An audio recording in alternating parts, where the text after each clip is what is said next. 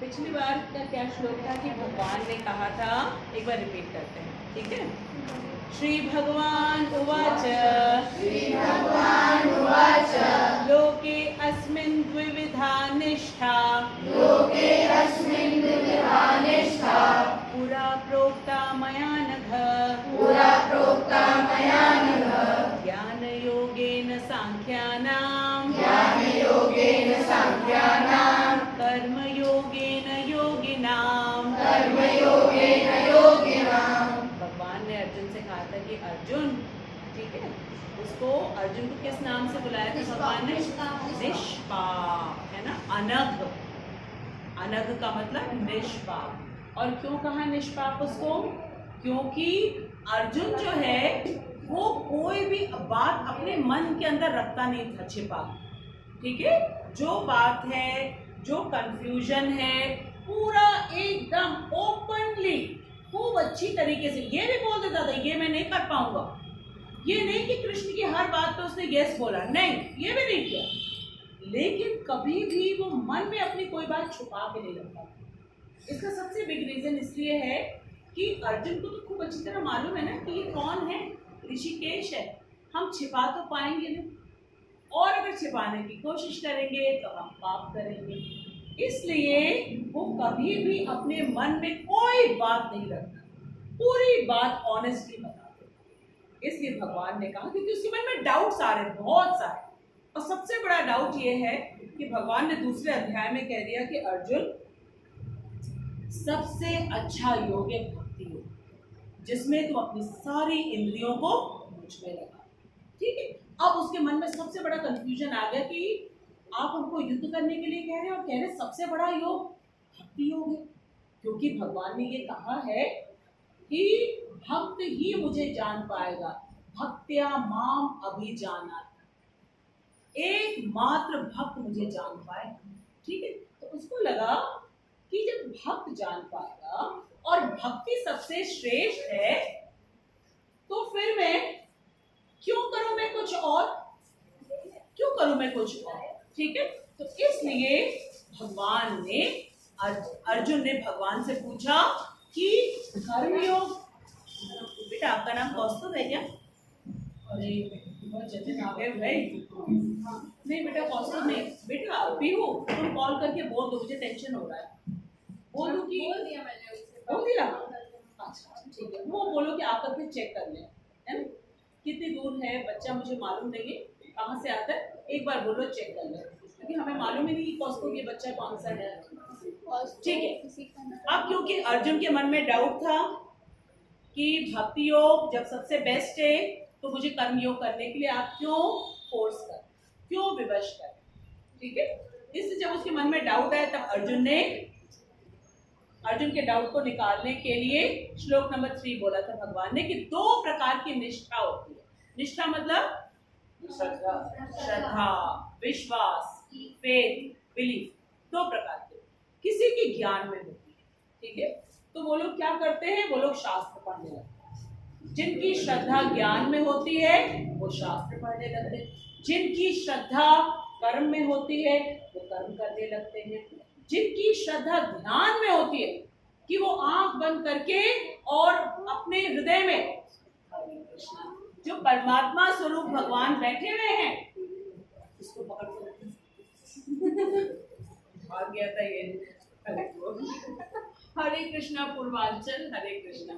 तो इसलिए जो है भगवान ने कहा कि मुख्य रूप से 2 प्रकार की श्रद्धा होती है, ठीक है।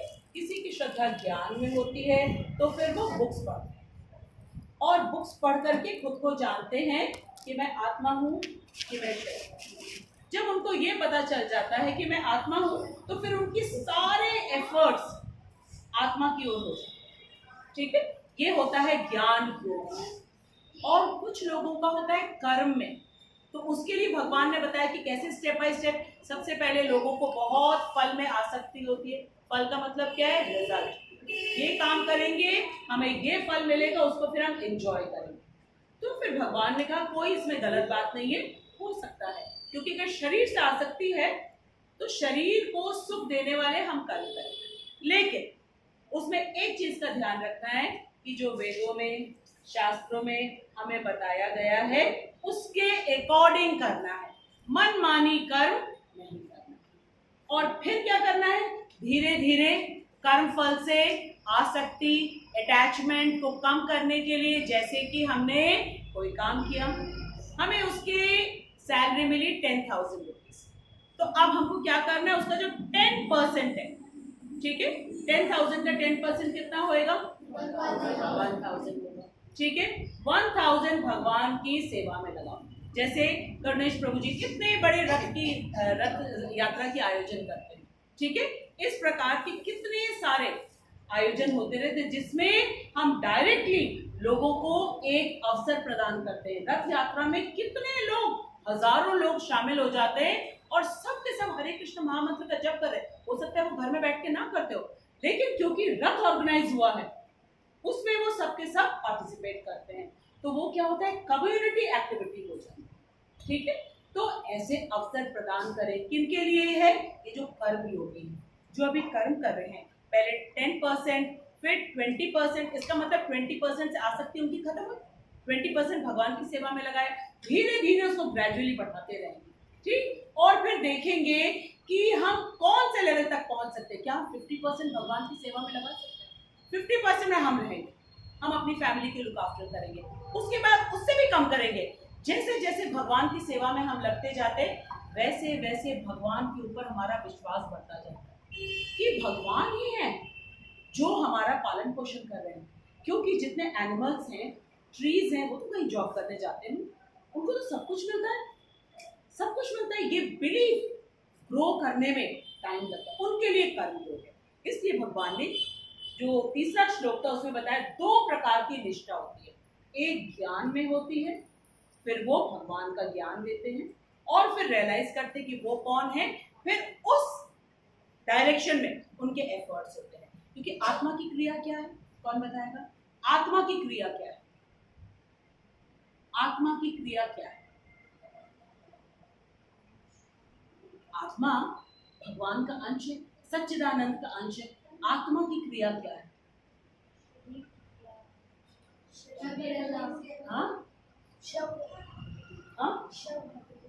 आत्मा की क्रिया, शरीर बदलना, नो, वो तो होता है, पर जब तक इस बॉडी में ये क्या कार्य कर रहा है, आत्मा की क्रिया, करेक्ट, आत्मा की क्रिया है भजन, आत्मा की क्रिया भक्ति है, बाकी से कोई मतलब नहीं है।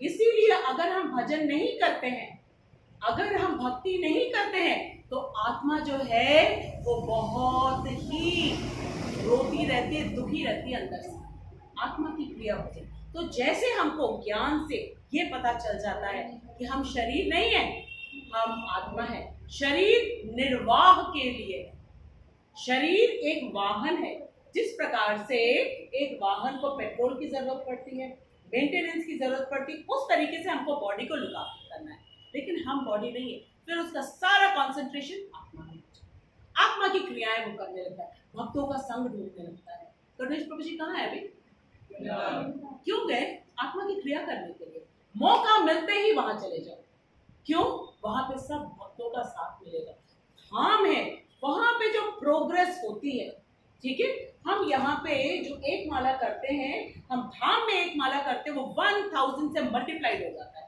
इसलिए भक्त मौका देखता है, तुरंत भाग जाता है, भक्तों का संग, अगर उसको अपॉर्चुनिटी मिलेगी कि एक मॉल में जाना और भक्तों के साथ बैठ करके कीर्तन करना, वो हमेशा भक्तों के साथ कीर्तन करना एंजॉय करे, क्योंकि उसको मालूम है मैं शरीर नहीं हूँ, मैं क्या हूँ, आत्मा।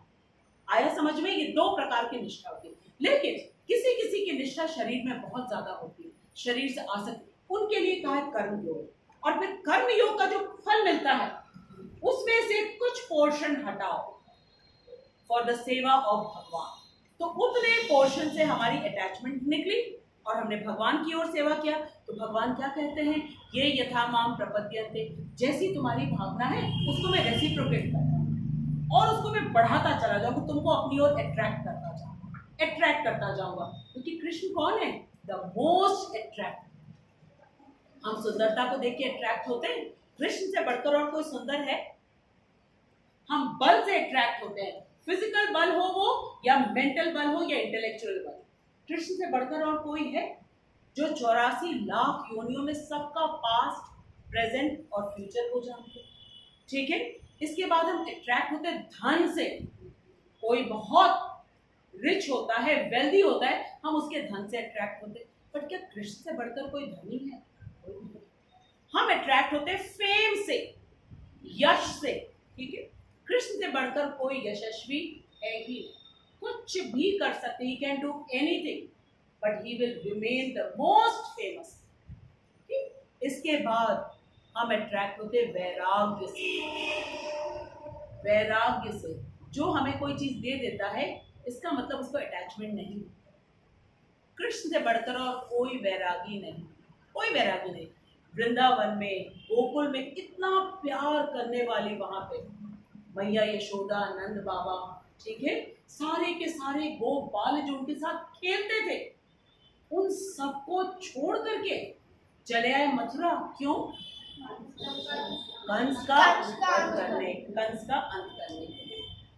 इतना सब में इतना प्यार करने वाले, उसके बाद यशोदा मैया ने कभी अपने घर के जाले नहीं उतारे। किसके लिए करना? किसके लिए करना? क्योंकि वृंदावन में, गोकुल में, वहां पे हर चीज कृष्ण से रिलेटेड। खाना क्यों बनाना? जब कृष्ण ही खाएगा तो। घर क्यों साफ करना? जब कृष्ण ही खाएगा तो। जब कृष्ण ही रहेगा तो क्यों करना?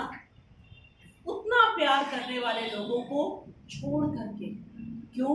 क्योंकि अगर कंस का वो वध नहीं करेंगे तो कंस अत्याचार करता जाएगा। क्योंकि उनका एक पर्पस है ना, यदा यदा हि धर्मस्य ग्लानिर्भवति भारत, अभ्युत्थान अधर्मस्य तदात्मान सृजामि, परित्राणाय साधूनां विनाशाय च दुष्कृतां, धर्म संस्थापनार्थाय संभवामि युगे युगे। हर युग में जब जब अधर्म बढ़ेगा और जो साधु पुरुष हैं वो त्राहिमाम करते हैं कि हमें बचाइए, हमें बचाइए, और कृष्ण के दर्शन से ही वो सुखी होते हैं। इसलिए कृष्ण, तो कृष्ण को जाना पड़ता है अपना कर्तव्य करने के लिए। और फिर जो कुछ आज हमारे पास है, whether it is beauty, intelligence, ठीक है, किसी भी प्रकार का स्ट्रेंथ, बल है हमारे पास, फेम है, कुछ भी है, वो हमको सब कृष्ण ने दिया है। तो कृष्ण को अटैचमेंट नहीं, कृष्ण हमको दे देते हैं। उसके बाद ही डजंट से कि मैंने तुमको इंटेलिजेंस दिया, तुमने इस इंटेलिजेंस का क्या किया। He has of course given us the Bhagavad Gita. उन्होंने हमको श्रीला प्रभुपाद जैसे शुद्ध भक्त भी भेजा, लेकिन फिर वो ये नहीं कहते कि मैंने तुम्हें शरीर दिया, क्या किया तुमने इससे? मैंने तुमको जो इंटेलिजेंस दिया, क्या किया तुमने? नहीं, बिल्कुल नहीं। यही बैठे हुए हैं, हर चीज की नोटिंग कर रहे हैं, but he will never interfere, he will never inter. That kind of a vairagi. So Krishna से बढ़कर, ठीक है, लेकिन हमारी दो प्रकार की निष्ठा होती है। एक होती है ज्ञान में और दूसरी होती है कर्म में। ठीक है, अब हम श्लोक नंबर 4 करते हैं। न कर्मणा अनारंभात् नैष्कर्म्यं पुरुषोष्णते न च संन्यासनादेव सिद्धिं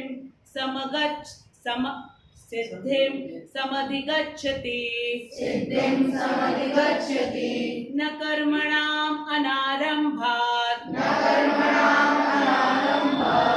नैष्कर्म्यं पुरुषोष्णते न च संन्यासनादेव सिद्धिं समगच्छति।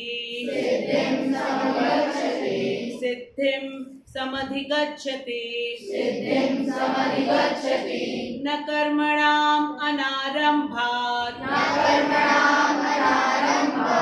नैष्कर्म्यं पुरुषोष्णते न च संन्यासनादेव सिद्धिं समधिगच्छति। 3 times together. न कर्मणाम् अनारंभात् नैष्कर्म्यं पुरुषोष्णते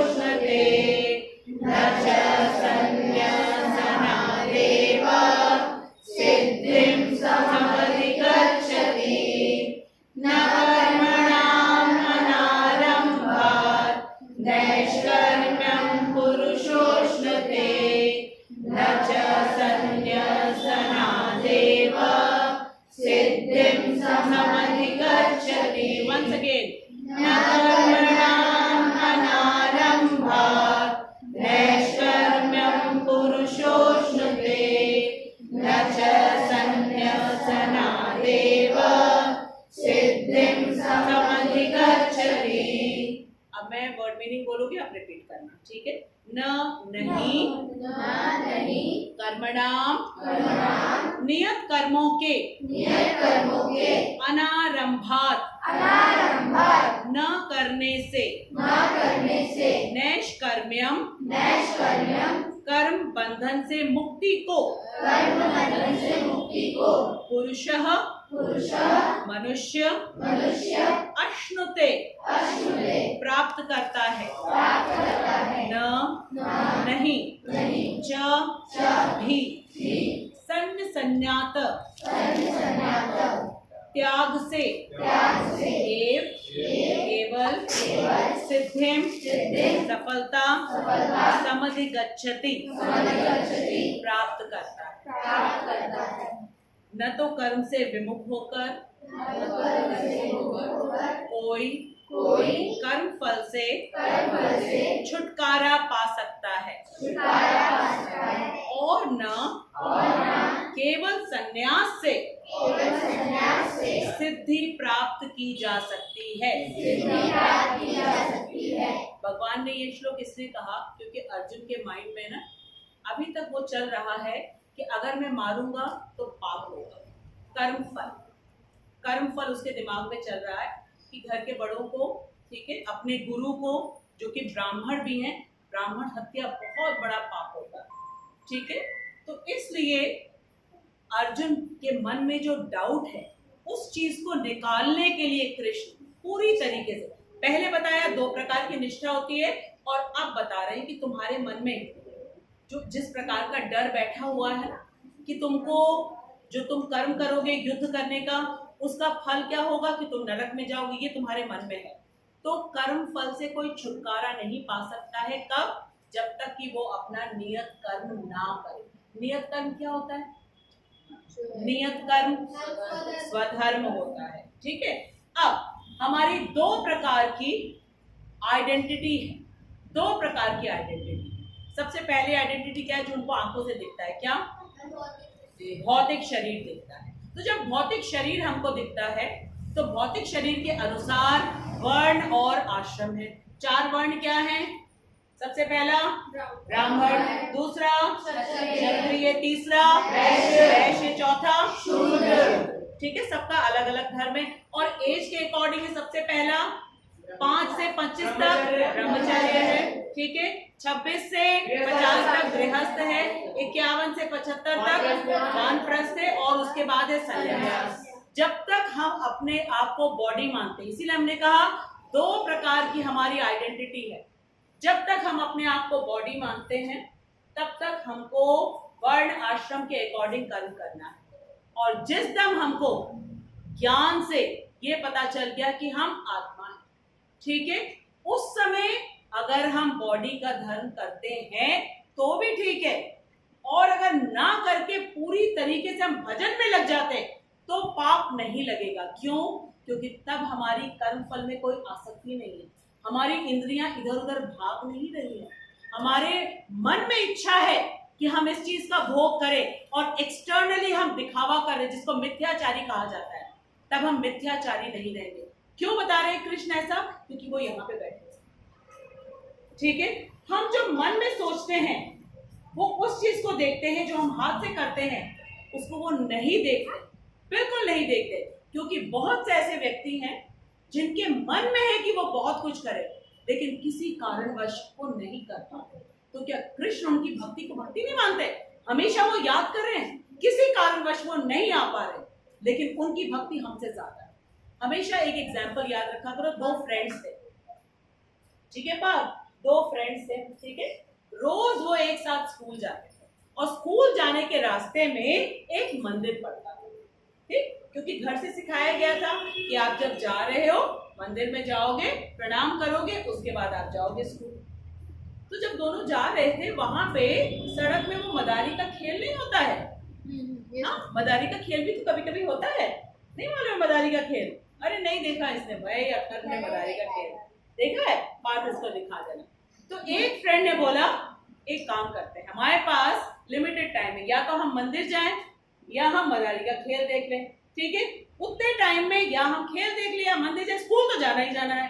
अगर स्कूल नहीं जाएंगे, स्कूल से फोन चला आएगा, कहाँ घर पे फोन आ जाएगा, इसलिए स्कूल डेफिनेटली जाना। अब चॉइस हमारे पास है, मंदिर जाएं या थोड़ी देर हम खेल देख लें, ठीक है। तो एक फ्रेंड ने बोला तुम जाओ, हम रोज तो मंदिर जाते हैं, आज हम नहीं जाएंगे, मेरा मन कर रहा है हम यहीं रह जाए, ठीक है। उसने कहा, दूसरे ने, ठीक तुम यहाँ रुको, मैं तो बोल के आया हूँ मम्मी को कि मैं मंदिर जाऊंगा, तो इसलिए मैं मंदिर पक्का जाऊंगा। एक मंदिर चला गया और एक मदारी का खेल देख रहा है। अब ध्यान से सुनना, ठीक है। जो मदारी का खेल देखने लगा, वो आंख से क्या देख रहा है, खेल देख रहा है। वहां बंदर बंदरिया का खेल दिखा रहे हैं या सांप का खेल दिखा, कुछ भी दिखा रहे हैं। आंखों से, सेंस ऑर्गन से वो वहां पे खड़ा है, लेकिन अपने मन में सोच रहा है मैंने गलत किया, I should not have done this, मैंने गलत किया, ऐसा मैं कभी नहीं करूंगा। उसके मन में, जो वहां मदारी का खेल देखने लगा, उसके मन में होने लगा, ठीक है, क्योंकि ये तो मैं मम्मी को बताऊंगा नहीं, तो उसके मन में रिग्रेट होने लगा। लेकिन जो मंदिर चला गया है, पैरों से चल के मंदिर गया है, आंख से भगवान का विग्रह देख रहा है, और मन में क्या सोच रहा है, बेवकूफ हूं मैं, वही ज्यादा अच्छा है। एक दिन अगर देख भी लेता तो क्या फर्क पड़ जाता, देखो वो रुक गया, ठीक है। अब भगवान ने इस बच्चे का भी मन देखा, खड़ा है कहाँ, मंदिर में, और सोच रहा है कि मैं वहां रहता तो अच्छा रहता, और जो सचमुच में वहां पे खड़ा हुआ है, लेकिन वो वहां पे है नहीं। मन से वो सोच रहा है मैंने बहुत गलत काम किया, कभी मैं इसको रिपीट नहीं करूंगा, ठीक है। तो भगवान जो है वो हमारे मन का सोचा वो देखते हैं, हम जो हाथ पैर से करते हैं उसको वो देखते ही नहीं, ठीक है। तो इसलिए कृष्ण अर्जुन के मन की हर बात को रीड कर रहे हैं, इसलिए भगवान ने उससे कहा न तो कर्म से विमुख होकर, वो कर्म से विमुख होना चाहता है, हिमालय जाना चाहता है, और कहने लगा कृष्ण से, आप ही ने तो कहा था कि भक्ति सबसे श्रेष्ठ है, फिर वो कर लूं मैं, एक जगह शांत होकर बैठ जाऊं, आंख बंद कर लूं मैं और जप करता रहूं। लेकिन कृष्ण ने अलाउ क्यों नहीं किया, क्योंकि अभी तुम्हारा मन स्थिर प्रज्ञ नहीं बना। स्थिर प्रज्ञ का मतलब क्या होता है, क्या, ये इंद्रियां, ये मन और बुद्धि, हमारा जो सूक्ष्म शरीर है, स्थूल शरीर को तो हम लोगों को दिखाने के लिए कर लेते हैं, हाथ पैर से सीधा कर ली, बैठ के ऐसे करके, लेकिन ये जो सूक्ष्म शरीर है इसको कंट्रोल करना इम्पॉसिबल। उसको किससे कंपेयर किया गया है, सूक्ष्म शरीर को किससे, विषैले सर्प। उसको पिटारी में बंद करके सालों रख दो, जैसे ही मौका पाएगा वैसे ही फल काटेगा, ठीक है। तो ये आंख, ये कान, ये जिह्वा, ये नाक और त्वचा, इसको हम एक्सटर्नली कितना भी कंट्रोल करने की कोशिश क्यों न करें, मौका पाते ही खट खट इधर देखेगा उधर देखेगा, तुरंत से इसको कंट्रोल करना बहुत मुश्किल है। इसलिए अर्जुन को परमिशन नहीं मिला। अभी कहा है तुमको कर्म योग करना, कर्म योग, कर्म और कर्म योग में अंतर क्या है बताओ, कर्म और कर्म योग में अंतर क्या है?